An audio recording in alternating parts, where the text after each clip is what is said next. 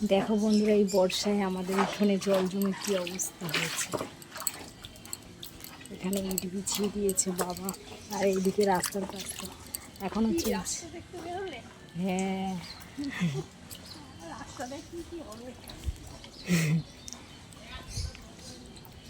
এখনো অবধি পেন্ডিং। এই যে এখানটায় ট্রান্সফরমারটা রয়েছে, ওই কারণে এই জায়গাটাতে এখনো কিছু হয়নি। ওই পাশটা হয়েছে আর এই পাশটায় হয়েছে। উঠোনে জল, আমাদের এই উঠোনটাকে উঁচু করতে হবে ড্রেনের জন্য। এবার চলো তোমাদের ওই গেটের অবস্থা দেখাচ্ছি।